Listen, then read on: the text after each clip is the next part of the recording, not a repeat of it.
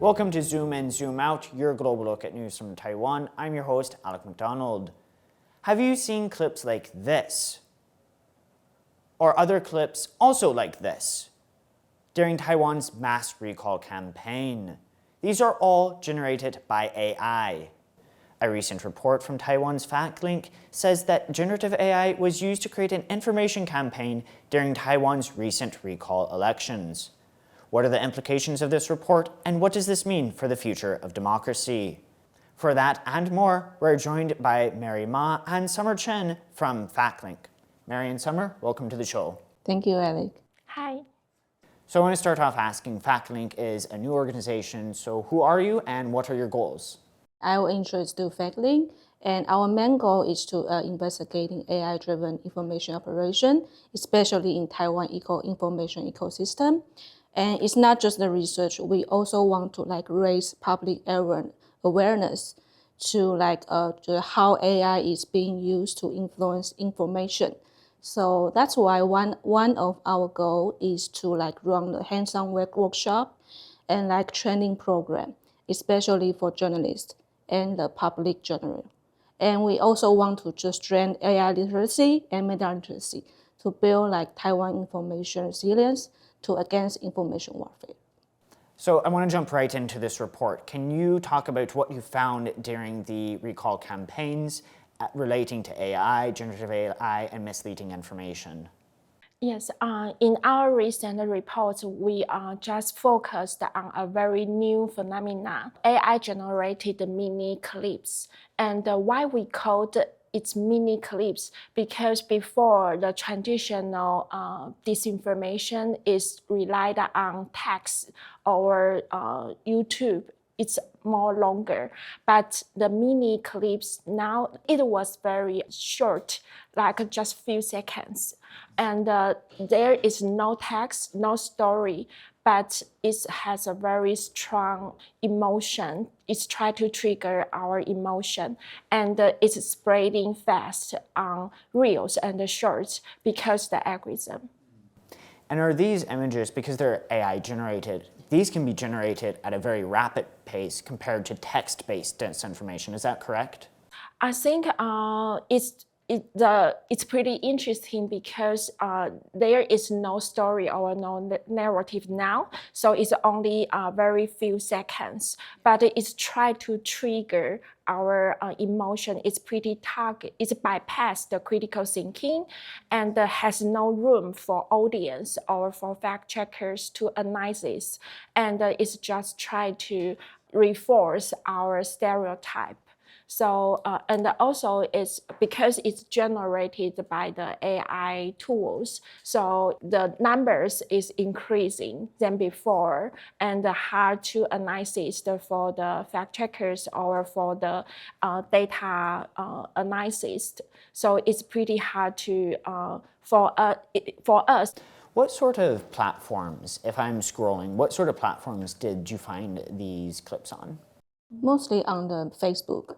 Reels, short video. It's just you just scroll the Facebook and you will just pop up to my screen. So I think it's really randomly you will see that mini clips. So in your report, one of the most important parts to me, one of the most alarming parts, is that you say this type of information warfare or information campaign is more dangerous for democracy than the disinformation that we largely saw over the previous 8 to 10 years. Can you go into why you made that statement? Because I think people not just focus on is this AI or not. They just don't care about this is AI.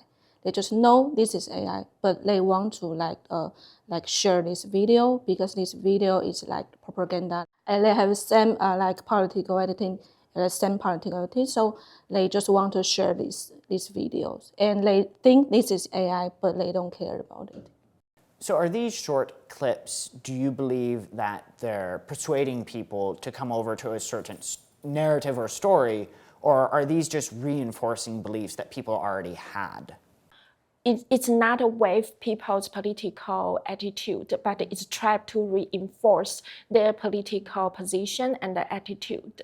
And why we think it's more harmful than before, because it's AI, people all of the audience can know that. However, the context is blurred facts and the fiction.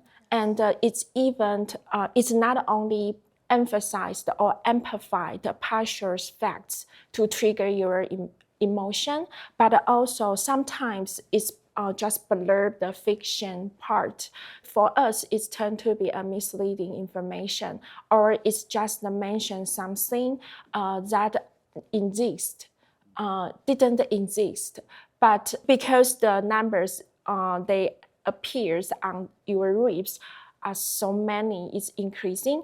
So I think that's why we think it's more harmful. Yes, for example, like the mini clips were like based on the news story, and they just blur the boundary between the fact and the false. And then they will just like use like fictional context in these mini clips. They will just mislead people to have the wrong like phenomenon about the real news story. One of the other findings in this report was that a lot of these clips were made with Chinese AI tools. Can you go into the significance of that finding? We found those mini clips has watermark, and the watermark turned to very important or strong clues for us to trace how do the actors produce those kind of mini clips. And we found most of those mini clips was produced by Chinese AI tools.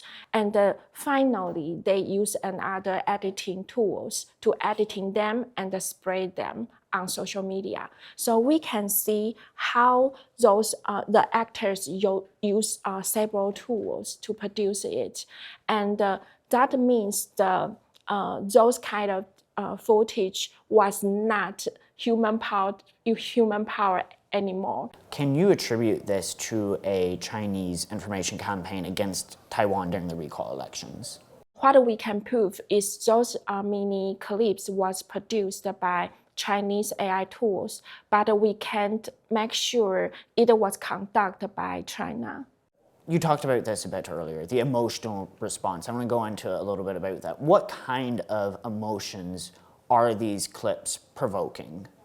Most of the clips we saw is they want smoke and smear the other side, and they want to trigger people's anxious and anger, and because of that, the audience will lose their ground to debate with other sides. So that's why we think that's why we concerned this issue.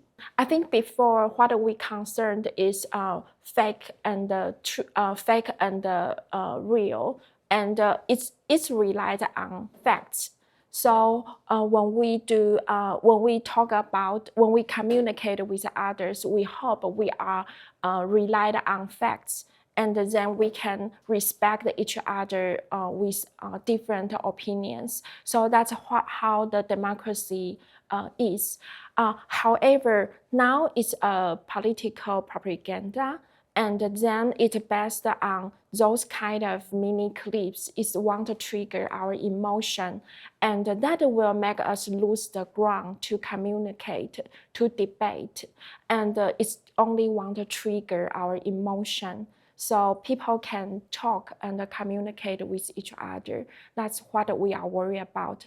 And also it's bring a new challenge for the fact checkers, because it's no matter with fact checking, and it's only the emotion. So it's make a huge, those kind of mini clips is make a psychological impact. Just like Summer said, like our methodology must be shifted. It's not just focus on debunking. We need to talk the public or general public to let them know that AI is using like by influence operation. So I think the raised people awareness is more important than before. Is there any hope of combating this new wave of information warfare? I think in the past 6 years, Taiwan has very high awareness of disinformation.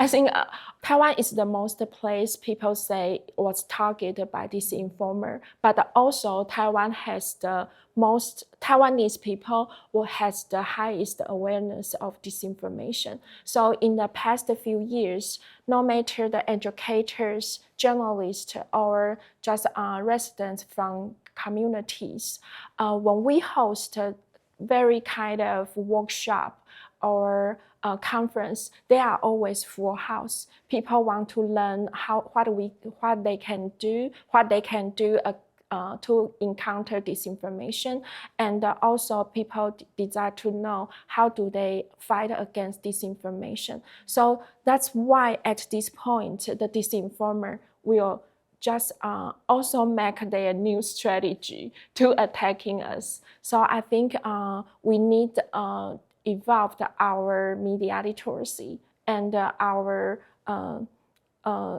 the way we need to also adopt the new strategy to counter this new wave of disinformation and run by AI. I have more like optimistic about these questions, because I think we always say that AI, we must detect AI, but AI is not just that bad. AI is for good too. So I think for people, they need to more like to learn new knowledge about the AI techniques. For example, they need to use the ChatGPT accurately, and they need to learn about it. I think it's not just detect AI, it's to learn AI is more important. So there's an element of AI is going to exist, so we have to teach people how to use it correctly. Is that what you're saying? Yes, because people will just use ChatGPT, but they will just the ChatGPT will answer the wrong question. Yes, people, that is another disinformation. So people need to like use these generative AI or ChatGPT, Gemini to use accurately. Yes. Do you believe that these information campaigns affected the results of the recall elections in Taiwan? We can't prove those kind of disinformation campaign, political campaign, really impact the result of election. We can't prove that. But I think why we have those reports, because during the recall campaign, it's more like a gathering on the street and persuade people to support them. So it's like a ground-to-ground battle. So what we see is how about in the digital world, and what's going on the digital world, and what kind of propaganda happened on the digital world. So that's why we focused on what's going on the digital world. But actually, the recall campaign or the recall election is not happened on the digital world. It's more like a physical communication and on-ground battle. So most of the campaign was happened on the street, not in the digital world.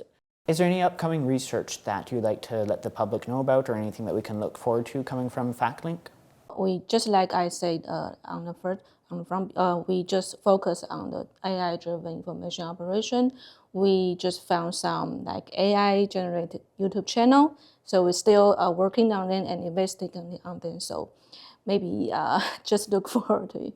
Summer and Mary, it was really, really good to have you here today. Thank you very much for your time. Thank you, Ellie. Thank you. This has been Zoom In, Zoom Out. If you enjoyed today's episode, don't forget to like, subscribe, and leave a comment. Have you seen generative AI disinformation or information campaigns? Until next time.